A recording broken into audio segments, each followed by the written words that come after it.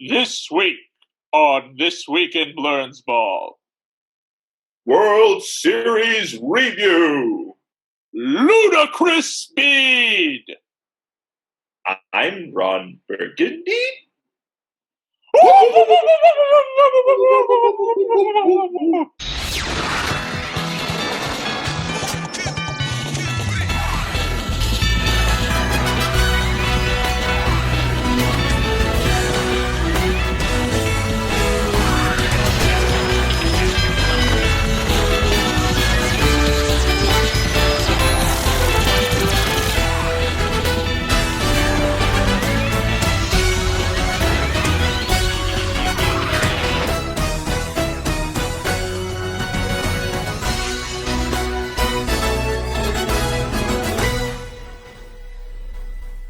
Welcome to This Week in Blernsball. The horse says Doctorate denied.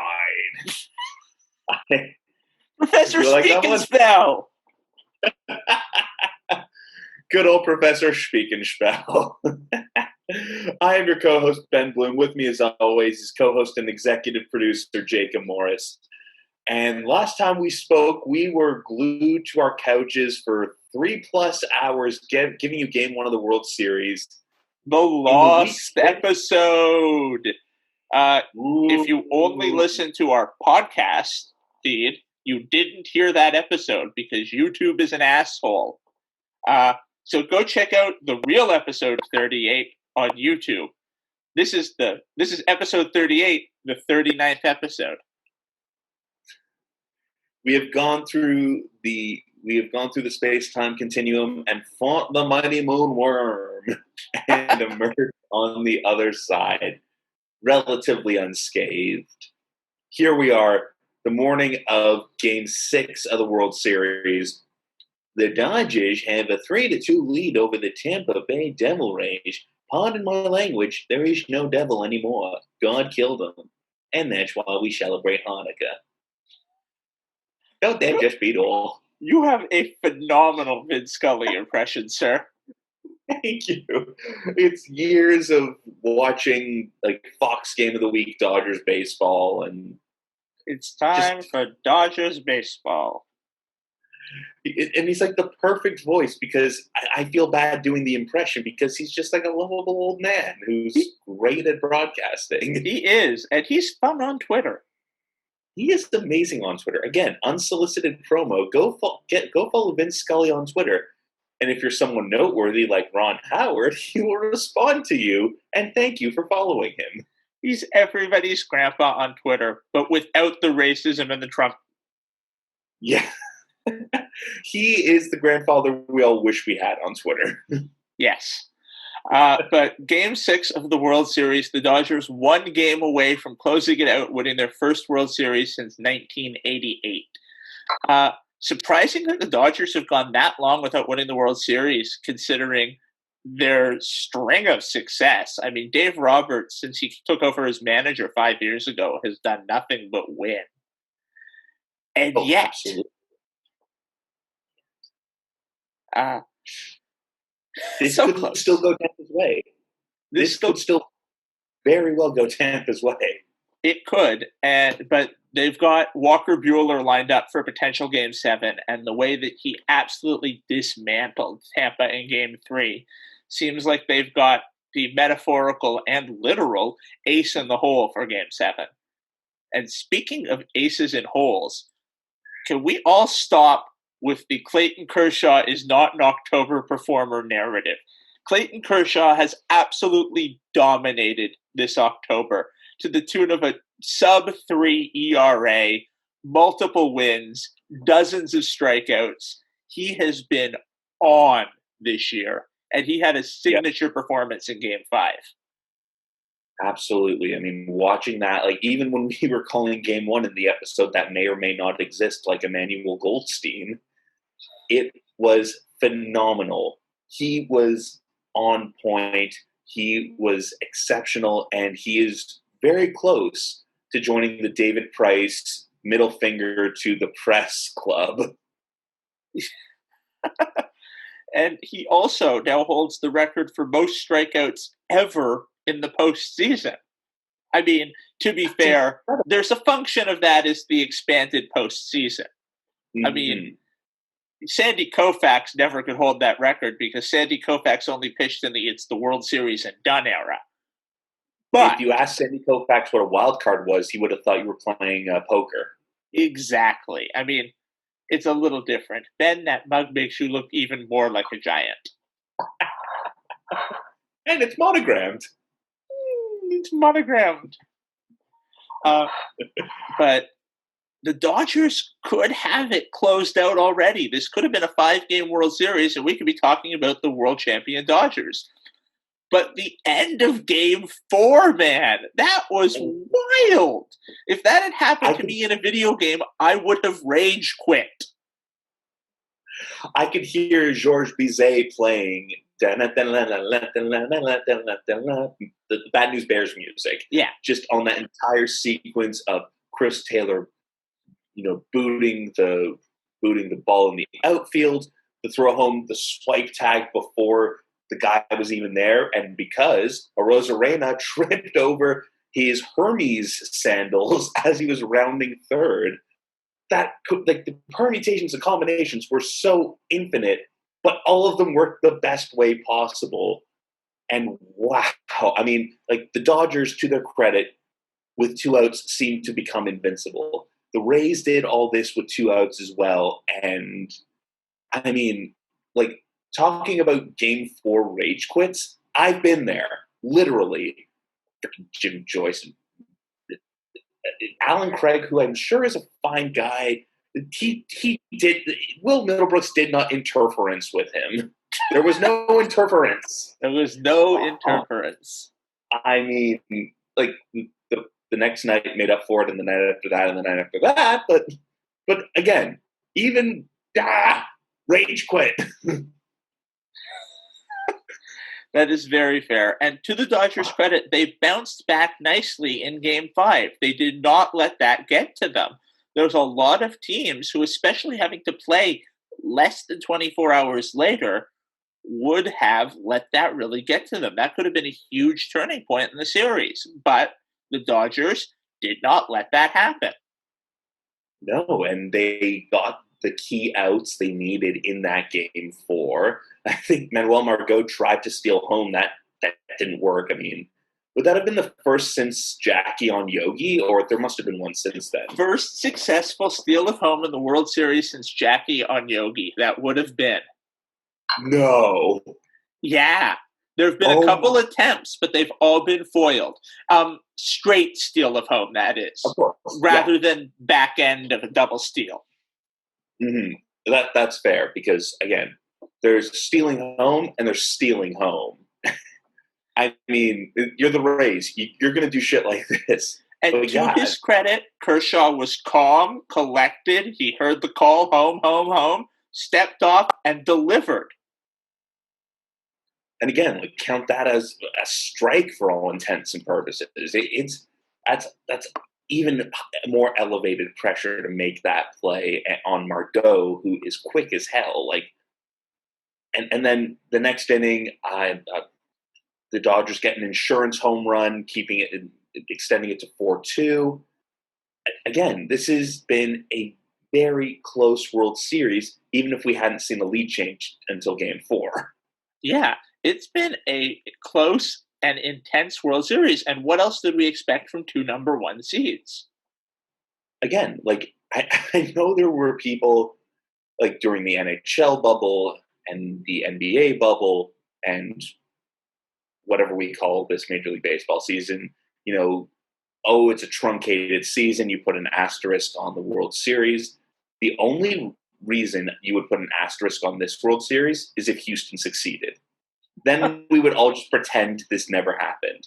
But to the credit of the Tampa Bay Lightning and the LA Lakers, playoffs, even in condensed, hybridized Dr. Moreau form, it's still intense. It's still nail-biting. It's still a tremendous effort. So whoever wins the bi-coastal rubber match more than deserves the honor of World Series champion. Absolutely. It's hard to win the World Series. And especially this year, where the winner will have played essentially a quarter of their season in the playoffs. It was a 60-game season, and they're then playing an additional almost 20 games in playoffs. That's nuts. It's kind of like the FIFA World Cup, like the final tournament where it's like a few round robin games, and the teams that make it play more knockout games than they do bullshit games. That's very true. Interesting fact pointed out to me on Twitter yesterday. No team has won a World Series game at home since 2018. In 2019, the road team won every single game, which is why it's the Washington Nationals and not Houston who are the World Series champions. And in 2020, of course, we're playing at a neutral site. So we have to go back to the 2018 World Series champion Boston Red Sox. Not in O'Giltycent. Not in O'Giltycent. They're the last team to win a World Series game at their home ballpark. And if Scott Boras gets his way, they will be the last team ever. But he is not getting his way. No. Bad Scott Boras. It's bad. I would say in that World Series, I think like the last team to play in a World Series to win a home game was the Dodgers in that ridiculous 18-inning game. But the last World Series winning team to win a home game. Either way, that year also, I saw highlights of that Nate Eovaldi performance, like the absolutely heroic 9+ innings of relief in a loss, like kicking it old school, and then the Red Sox come back and win the next 2 games to close out the Dodgers. I mean, like, again, there's another example of a team after a difficult loss turning the corner the next day and getting back on track. And again, Dodgers have a really good chance tonight. They are going up against Blake Snell. Could prove tricky. Especially who's starting for the Dodgers tonight? Are they bullpenning it? Tony Gonsolin, yeah. So it'll be bullpenish. Okay. Well, man, the Rays of all teams will have to go up against a bullpen game to stay alive in the World Series. They are facing the monster which they created. Not unlike Dr. Frankenstein. Dr. Frankenstein. Oh, man. So, mild confession, when I was in first year university, we were assigned to read Frankenstein. Instead, I watched the Boris Karloff movie followed by Young Frankenstein back-to-back and thought that would get me through the lecture. It did not. It's close enough, isn't it? I mean, fire versus debates on philosophy and who created man. I go with fire every time. Yeah, the Mel Brooks one is a debate on philosophy. Yeah. Plus, Madeline Kahn. Frau Drescher. Either way, remember, kids, books are fine, but movies are awesome. That's what we're here to talk about. Movies. We are? Sure. Okay. So we're a baseball / movie podcast at this point. Let's be honest. Yeah, let's be real. I mean, we did have that movie bracket, and we have more brackets in the future. Maybe. Who knows? Well, I thought we were becoming a cricket podcast in the off season. We are. Yes, we are. That is true. I mean, we could follow India's 2020, which is a condensed form of cricket with just 20 overs, and frankly, that's as close to baseball as. Well, that's what they play at the World Cup now, isn't it?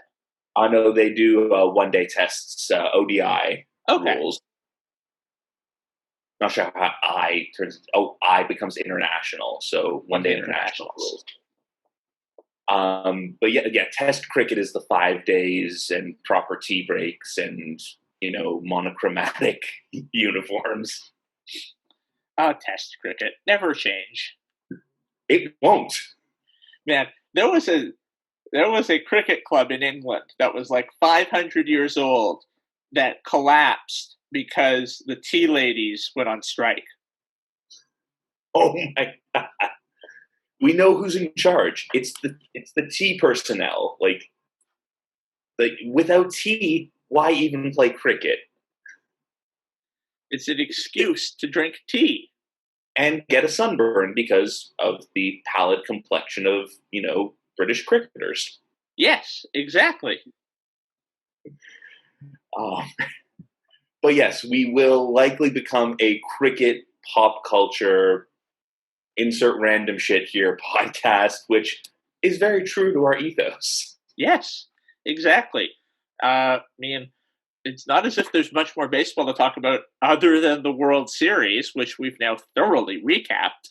This is the odd part about it being the end of the season. It's the most intense baseball, and yet there's only a little bit of baseball.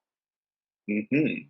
But all of our attention is hyper focused on these two teams and how this World Series is going to play out. I mean, right away, Brandon Lau has to do something other than, hit home runs. Like, his only 3 hits in the World Series are home runs. Guy's a big producer for this Tampa Bay lineup. He's got to get on base. He's got to keep the lineup churning and create higher run opportunities. Yeah, he absolutely does. 3 hits, all home runs. That's a little sink or swim, if you will. Now, can we talk about Randy Arozarena? Yes, he's still eligible to win Rookie of the Year in 2021. That's how few games he played in the regular season in 2020. And yet, I have a good argument to make for him to be the World Series MVP, even if Tampa loses. He could very well Shigeru it. I mean, yeah. When's the last time that happened in baseball? That's a really good question. I will Google it while we do some filler talk. But most home runs ever in a postseason. Now, to be fair, he's played more games than any other player ever in postseason history. Yes. But it's still impressive. He's got more hits than any player ever in postseason in a single postseason. The dude is on fire. Absolutely, and he was the guy who, in our first live game of the playoffs, who the hell is this guy? Running 1,000 miles an hour around the bases to get a Blue Jays breaking triple. Yeah, I mean, we called it then. We called it then, and the last World Series MVP from the losing team, the last person to J.S. Shigeru it, Bobby Richardson of the New York Yankees in 1960, the Bill Mazeroski year. Bill Mazeroski doesn't win World Series MVP for doing what literally every single child dreams of in their backyard, hitting a walk-off home run in Game 7. Your World Series MVP for hitting a walk-off home run in Game 7. I'm sorry. How is Bill Mazeroski not World Series MVP that year? It was a different time. I guess the votes have to be in before the game ends so that they can announce it right away. But come on. It's still stupid. I mean, I'm just in a spiral of past World Series MVPs just to make sure my calculations were correct. Yet he won. Oh, good for him. Yeah, how did it take Alan Trammell so long to get into the Hall of Fame? No, because the voters didn't like him. Well, yeah, no one likes anyone. No one likes anyone. Man, the Baseball Hall of Fame is the most elitist gatekeeping one. It is bullshit how tight those restrictions are. And we talk about that, and the Hockey Hall of Fame is really bullshit, elitist, tight knit.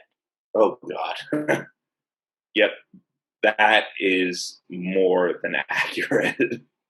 Yeah, seriously, all of the other winners that I can see in recent, the Tigers won that year, the Orioles won that year. Obviously, Sammy Koufax won. Yep. Wow. Yep. So it would be the first time in 60 years. Yes. I trust you with the math. I ain't good at that. Geez, trusting me with the math, that's a scary thought. Mm. I mean, let's go back to the actual games. Hypothetically, this goes to a game 7. Let's say Snell gives them 7 innings and double-digit Ks tonight, and it goes to game 7 on a Wednesday.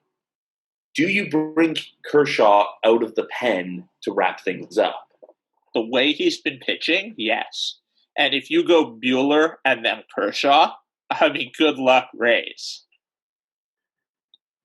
I mean, that could be like the ultimate, holy shit, this works out in our favor. But you also have Julio Urias, who is ready to go potentially for tonight or tomorrow, either or, depending on what happens. But what the hell happened to Kenley Jansen? Ooh, I mean, he hasn't been good all season. I think there's underlying health issues that we haven't heard about. We're going to hear after the season he goes for some sort of surgery. But man, he was unstoppable closer, Kenley Jansen, and then all of a sudden he wasn't.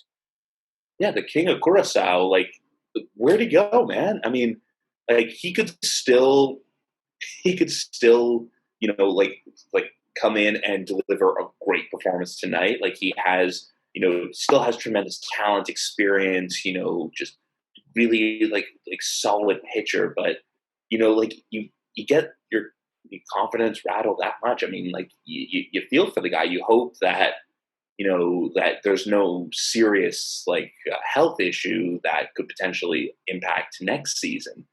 Whenever next season happens. Yeah. Who the heck knows what's going on with next season even at this point? I mean, the NBA is talking about a Christmas start. The NHL is talking about an early January start.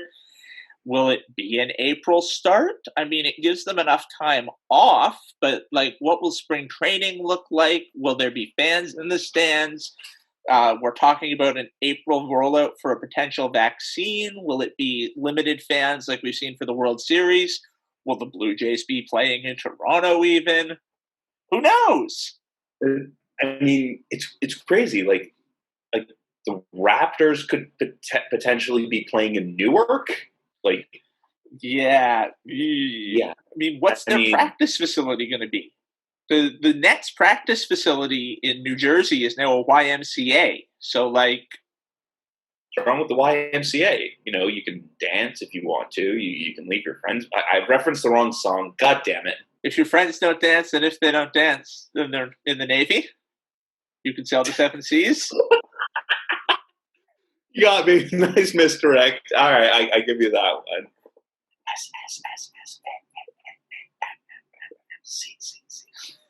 Oh, man. The 80s was all about, dancing to letters. It really was.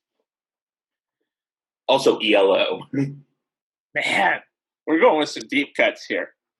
Yeah, I mean, I think one of the weirdest moments I've ever experienced in my professional career was it was the last Commonwealth Games. I think it was in the Gold Coast of Australia. Coast, yeah. And they were doing the handover to the next games, and it's in Birmingham, England. And the whole thing was the whole performance was scored to Mr. Blue Sky. That's awesome. Yeah, so it's 5 in the friggin' morning, and I'm grooving the ELO in the newsroom, and I am having the best time. Thankfully, no one was there to see me going, da, da, da, da, da, da, da, da. You're doing the Baby Bird dance. This was before I saw Volume 2 of Guardians. This was my music. Yes, I am somehow both 27 and 57. Yeah, you're a white man. That's exactly how it works. I'm Jewish. That too. Straight white Jewish male. It's the perfect storm. Well, to go on a fishing boat with Mark Wahlberg and get knocked over. I meant of dance, but yes, that too. Oh. Well, yeah, I mean, you put me on a chair and lift me up in the air, and I'm golden. I'm Tony Manero of the horror. Yes, that totally makes sense to the non-Jewish people that listen to us. Man, we really have to get gifts.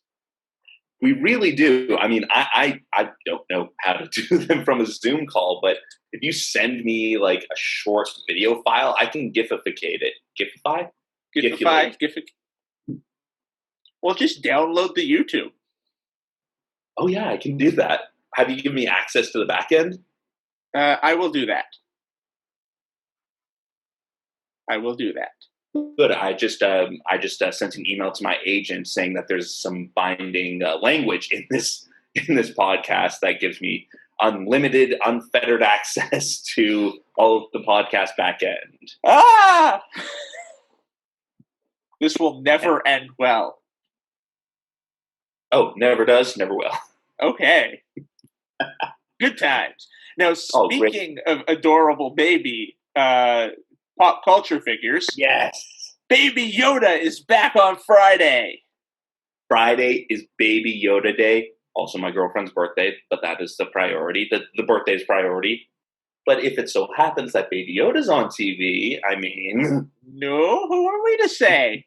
I'd like to note that the very first episode of this podcast was called Baby Yoda, and we talked at length about The Mandalorian and how, man, it was going to be great how all of these minor league ballparks had a Baby Yoda night, and then, of course, none of them did because none of them happened.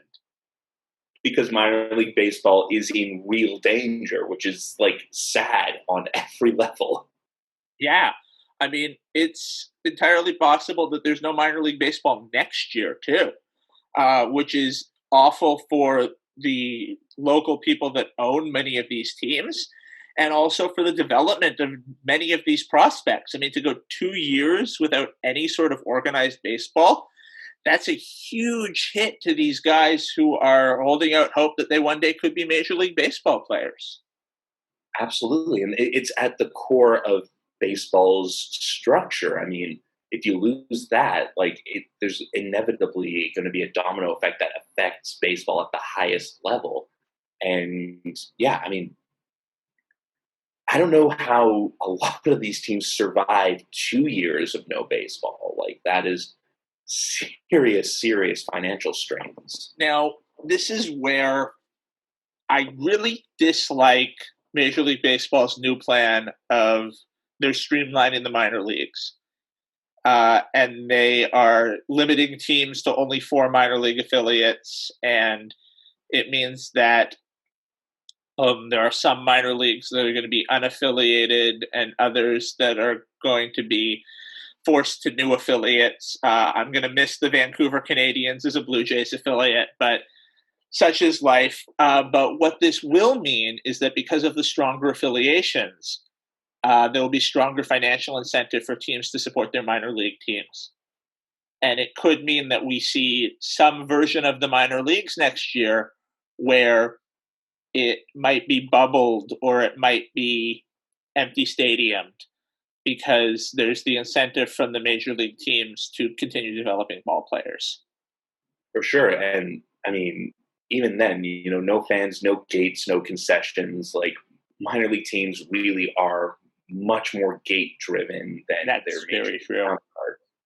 And it's not like they're the CFL where I don't know what kind of backwards socialism they're running off of, but yeah, this could be like really detrimental, like even more than it already is. Like, you hope that with what you were describing about like major league involvement, that there's at least that financial, that financial, yeah. Like, I was going to say life support, but bailout seems more appropriate. But really what it's bad for is the independent leagues, like the Cape Cod League, the American Association. What's going to happen to them? The ones that aren't affiliated with anything and just kind of play ball in the summer. Those leagues look like and some of them have been around for 100+ years, might be gone, just gone. And that, again, it's sad. That's the big thing about all of this, is that it's upsetting knowing that there is so much baseball history and tradition that, I mean,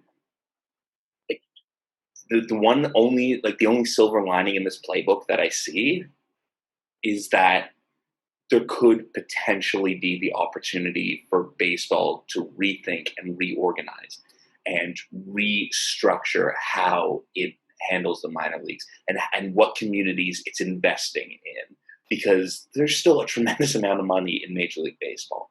If you start to reorganize and you make an emphasis on serving communities and making baseball a more inclusive place from the ground up, that's the only silver lining, is this hypothetical, Ra's al Ghul build from the ashes, but with the noble intention of making sure that young kids of color are more welcomed and supported and encouraged to play this amazing game. Well, we say that, and we really hope that, but it sure doesn't seem like it's what baseball is going to do, because we've seen over the past couple of weeks that because there was something like a $3 billion loss by the Major League Baseball industry this year, which sounds like a lot, and then you divide it over 30 teams and you realize it's like $10 million a team. No, it's like $100 million a team. I did my math badly there. I thought you were the one that was the better at math. Do we need to have a math contest right now? I feel we need to have a math contest, and we're both bad at math. Okay, so I will Google a math problem, and then I will ask it to you. You will do it and ask me. And if there's if we need a tiebreaker, we will figure that out. Okay, so if I'm on a train leaving New York going 50 kilometers an hour, and Philadelphia is 100 kilometers away, and I have 5 apples but eat 3 apples, how many apples do you have left? Well, it depends. Are you a good sharer? I'm a great sharer. Are you kidding me? Then I have 3 apples.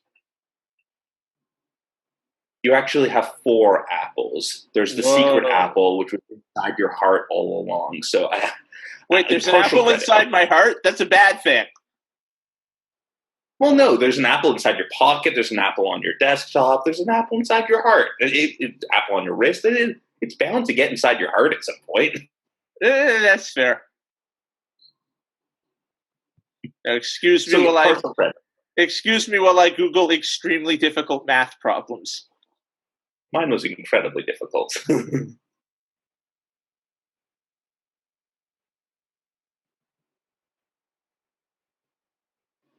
Ooh, no calculator math. Ooh. If it is... Go ahead, sorry. If I had 9 apples and gave you 3, how many teeth does a canary have? African or European? Those are swallows. Damn it. I'm going to say 0, because birds don't have teeth, you racist. Damn, he's right. Okay, so in the battle of math, we both lose. Yes. But as we were saying about baseball, man, we got off track here. Yes, we did. There have been mass layoffs because there was this loss over the industry. Now it seems unfair because baseball typically makes something like $20 billion in profit a year, and we don't see it getting passed on to players or staff. But when there's a small loss, small being relative, of course, if I lost $3 billion, I would be ruined. Ruined! Or I could be like the president and just write it off for eternity. I mean, That's not what a write-off anyone. Did you hear that? Is that the sound of freedom ringing? Yes. I think the FBI is tapping our call. Well, I gotta go. Again, visual jokes don't work on the audio. They really don't. This is the problem about this being a 2-medium podcast. But anyways, we've seen mass layoffs across baseball. The Cubs laid off something like 100 employees. Wow. even though the Ricketts family, who own the Cubs, are worth something like $2.5 billion. Couldn't find it. Couldn't No, just find it. couldn't find it. And the company that they own, TD Ameritrade, is worth something like $7 billion. It's a friggin' literal bank. It is a literal bank. But we're seeing this all across the industry. Is that front offices are being cut, and it's going to be detrimental to the on-field product and to the fan experience. And again, the far and wide-reaching implications of not only the pandemic, but how people respond to it, how organizations are able to chase vaccines, and the all levels of decision making. Again, we can all follow the trail of breadcrumbs to see where the first domino was flipped on the river. Checkmate. The House of Cards. Quite literally. So, again, this will probably be the last time we say it before November 3rd, but fucking vote. Fucking vote. This will be the last time we say it before November 3rd, because our next episode is on November 3rd. And since nobody actually listens to us the day that we come out, other than you weirdos who download the episodes immediately, we're not going to do a fucking... And me! We're not going to do a fucking vote on Election Day, because at that point, it's too late. And you won't be listening to us. Well, I mean, you could be listening to us while you stand in a massive line to fucking vote. Ooh, a Kennedy pin. Yeah, I picked it up at the Kennedy Museum when I was there a couple years ago. So remember, when you vote, you get pins or stickers these days, because, the sticker industry has really taken the gas out of Big Button. Yeah. Now, it's not like Australia where it's mandatory you vote, but it's also not like Australia where there's democracy sausage. I'm sorry, what now? In Australia, there's what they call democracy sausage. You go, you vote, you get your I voted sticker, you then go to your local meat shop, and you get a special sausage called the democracy sausage. This is a kid's show, right? It's a yummy meat blend in an intestine, and it only costs $1 Australian. What's the conversion rate these days? I have no idea. But you get it for $1 Australian by showing them your I voted sticker, and it goes to support democracy initiatives. And also you get yummy meats. I do love yummy meats. So, if only America could do that, they would get everybody to vote, because we all know they love yummy meats. Yeah, and again, every region of America has a yummy meat to offer. I mean, if you vote in Kansas, you should get burnt ends. If you vote in the Carolinas, you should get pulled pork. If you vote in Washington State, you should get a salmon thrown at your face. If you vote in Oregon, you should get some tempeh, man. But it works. It does work. I would like to call out some organizations that are doing this. There's Pizza to the Polls, which actually brings pizzas to individuals waiting in line. And there are long lines. They are very long lines. You need to eat. You can be standing in line for hours.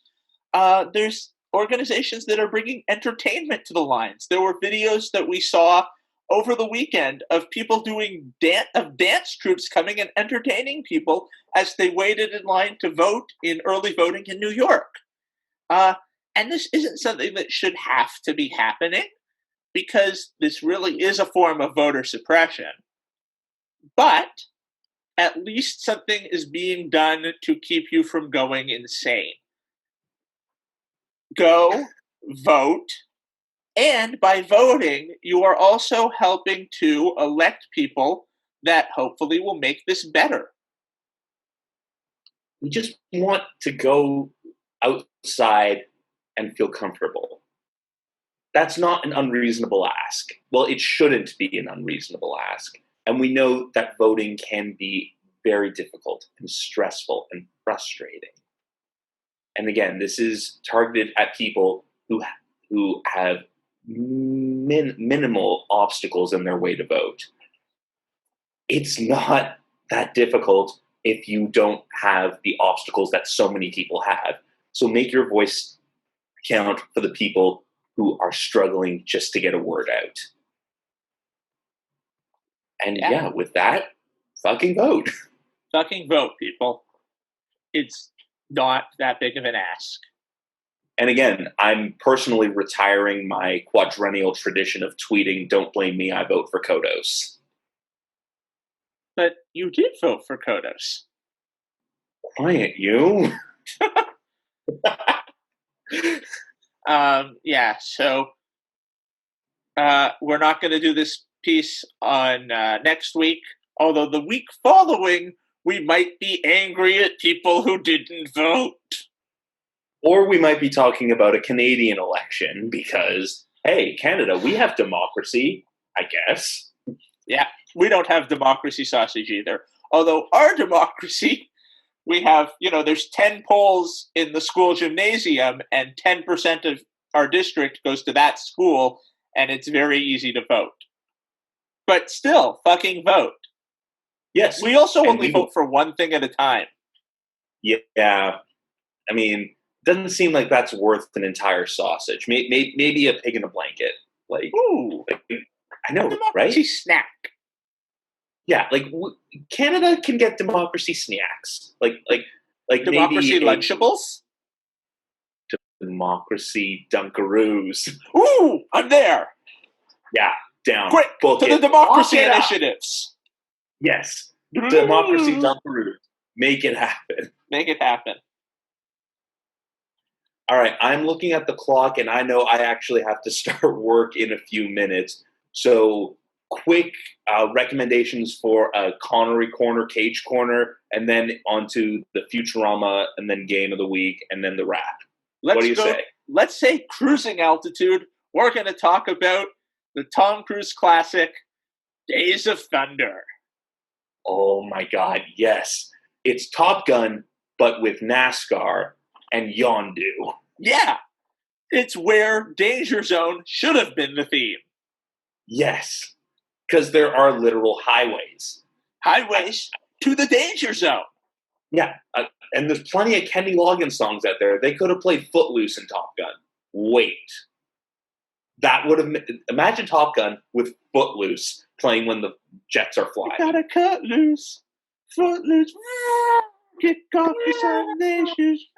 Pew, pew, pew. It works. It does. So... and then for my recommendation... Didn't they play Danger Zone when they were playing volleyball in slow motion? That was Playing with the Boys. Ah, yes, it was. I don't like saying that song title. And your recommendation? I'm going for Cage Corner for the worst animated to live action reboot in history, The Sorcerer's Apprentice. Oh my God. It's so bad. It's so bad. The original it's so bad. Fantasia and Mickey creating magical brooms. So Disney decides in 2010, who's just as likable and lovable and as universally beloved as Mickey Mouse? Jay Baruchel. They're not wrong. Jay Baruchel is a good human stand-in for Mickey Mouse. How am I supposed to train this dragon? I don't know why he sounds like Michelle Bachmann, but he does. Yeah, it's close enough. And then you have Nick Cage as the sorcerer, who doesn't have the fun hat that Disney probably trademarked and wouldn't let go for this internal production. And then also, my personal Lord and Savior, Alfred Molina, is in this movie just doing his Molina thing. Alfred Molina is great in everything he makes. He is. I mean, adios, Pepito. Adios, Pepito. But that's where the goodness ends in this movie. The movie was just, even Nick Cage couldn't charisma his way out of this paper bag. No, he really couldn't. It was on the downside of Nick Cage's career. Although I think the downside of Nick Cage's career was everything after leaving Las Vegas. It started slow and then went fast. Yeah. With, a couple uptakes for National Treasures 1 and 2, respectively. Yes. And Spider-Man Into the Spider-Verse. Yes. Spider-Man Noir is great, but nothing beats Peter Parker, Spider-Ham. Ah, yes. Oh, man. Futurama episode of the week. I'm going with late season episode, The Inhuman Torch, where Spender becomes a firefighter, but everybody suspects him of also being an arsonist. And then there's the fire monster that lives in his belly. Yeah. Oh, man, so he's only kind of an arsonist. More aiding and abetting. Yeah, close enough. I am going with the Futurama goes in on its internet fame itself episode, That Darn Katz. Yes. Weeble, it's Fwooby Pwow. Pad him. The evil cat with the voice of the brain. Enjoy the end of the world. And also the bird we left for you in our slipper. And of course, Dr. Spiekenspeck as Amy tries to get her doctorate. No, I see by your curriculum vitae that you're a Sagittarius. Oh, man. So, yeah, cats are evil and they control humans with puppet strings. Yes. He was always stroking the cat because he was the cat.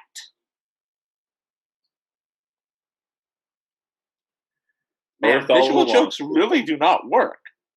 They don't, and we try our best and we make great visual jokes.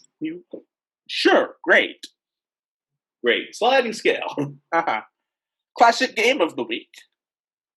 I am going with Game 6 of the 2013 World Series, the first Red Sox home World Series win since 1918, and their third in 10 years to that point. Okay. I'm going with what we've done before, but I feel like in this scenario, it works. Game 5 of the 1993 World Series, the Jays' ridiculous comeback, down 14-9, entering the 8th, winning 15-14. In the light of the crazy ending to Game 4 this year, I think another crazy ending works nicely.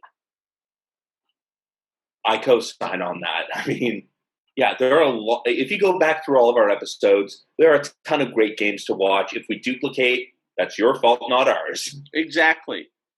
So, you can follow us on all kinds of social medias. On most of them, we're at TWI Blernsball. Otherwise, you can just search This Week in Blernsball. It's only us. Who else would call a podcast Blernsball? You can also email us. We're twiblernsball@gmail.com. Wherever you find us, like us, give us 5 stars and a nice review. It helps other people find the podcast. You can also follow Ben and myself personally on Twitter. I'm at JMS Morris. Ben is at Benjamin K. Bloom. For the most part, it's baseball and Futurama related. Occasionally, there's a politics retweet from me because I'm a jaded asshole. Ben, on the other hand, tweets about, the stuff that he writes for his other job. I know. I have an other job besides this. And I bring the same level of dedication and attitude to that job. Yeah. And amazingly, more Futurama references there than I do here. Here I have to restrain myself. It's just a matter of professionalism. Yes, professionalism. That's exactly what we stand for here on This Week in Blernsball. So, for all of us at This Week in Blernsball, thank you so much for listening. Farewell from the world of tomorrow. Shit, I stole Ben's line. Yes, you did.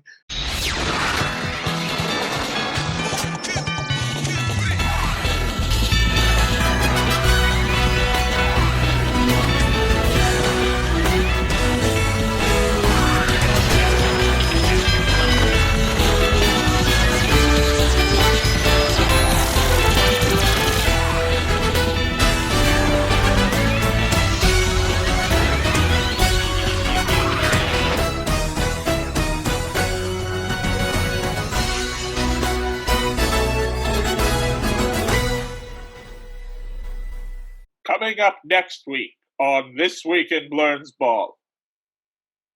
It's over. Hello? Hello? Ew, it's over. What are we talking about? I'm scared. I'm so scared. Do we do another bracket? What? No, there's no time for brackets. It's game over, man. Game over.